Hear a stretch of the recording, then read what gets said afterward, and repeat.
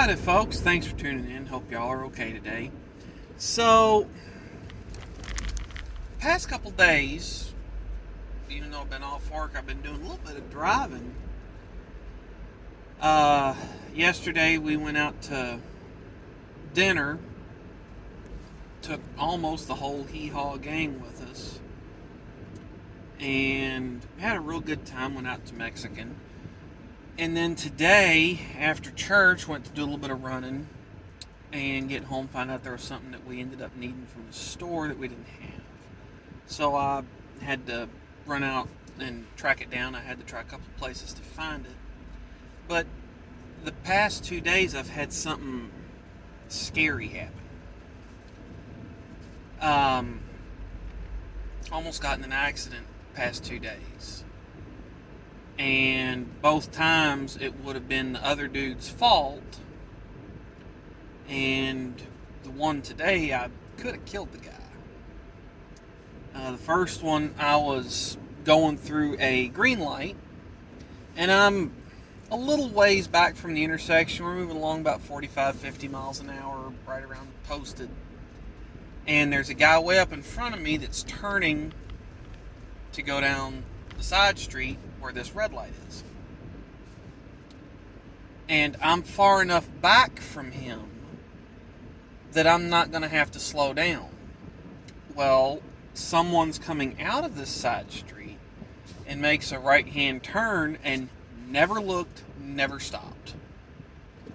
And due to the timing of everything, when he came out, I wouldn't have had time to have slowed down. I wouldn't have had time to have stopped and not hit him or slowed down enough where he got out in front of me. I had to go into the other lane, and I didn't even have time to check my mirror. So, thankfully, there was nothing in the lane next to me, and so I went over and went around him and honked, and the kids are in the car, so look at this idiot. And then today, I'm going down a 2-lane road that I drive every day I go to work.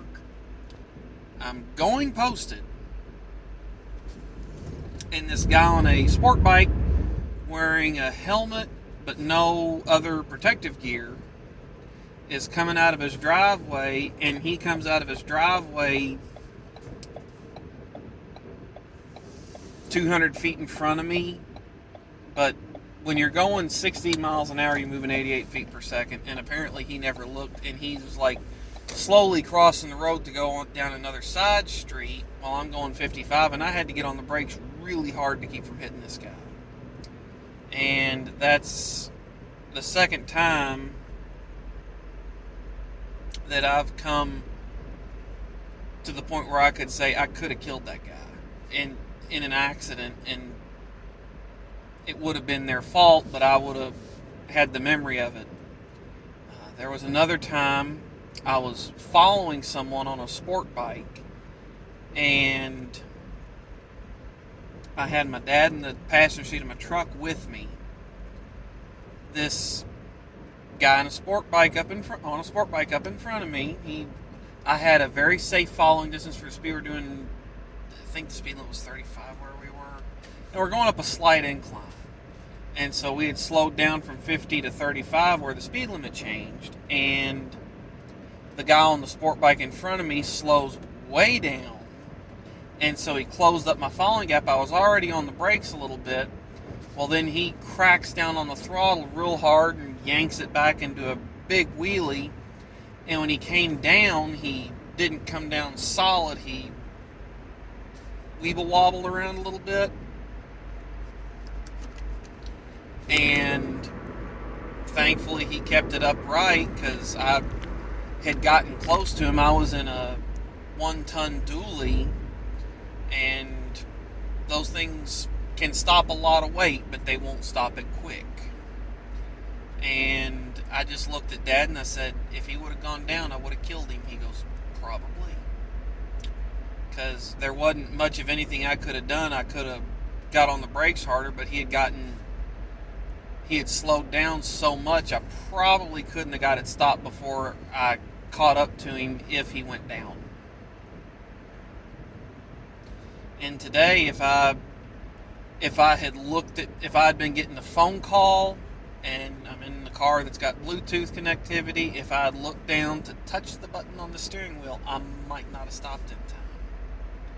So I understand that, everybody's got to be watching for everybody, especially cars and motorcycles are so easy to miss due to how small they are compared to what you're used to looking to for cars, but motorcyclists got to watch out too, and when you're coming out into traffic, you got to watch out. When you're merging turn lanes or getting over or changing lanes to go somewhere, you got to watch. Because I drive very defensively, but the good drivers can only do so much. So keep your eyes peeled, take your eyes off the phone. Pay attention to what you're doing, and if you got something to do, pull off and do it. There was one time I was listening to a podcast on YouTube. I literally just pulled the podcast up, set my phone on the seat next to me. I had my earbuds in. I was in my truck. And that's all I'm doing. I'm just listening to a podcast. And he was talking about something that I'm kind of passionate about. And I wanted to leave a comment about it. I pulled off the side of the road. I was going through a small podunk town. There was a good shoulder to get off on. Got the truck and trailer off the side of the road. I'm like, I got to write this out real quick because it took me about 5 minutes to say what I wanted to say. And then I got back on the road. I wanted to comment and give my piece on what he said. So just something to think about. There's nothing so important that it's worth not showing up for because you got hurt or you died. Take care, folks. Thanks for tuning in. I'll catch y'all next time.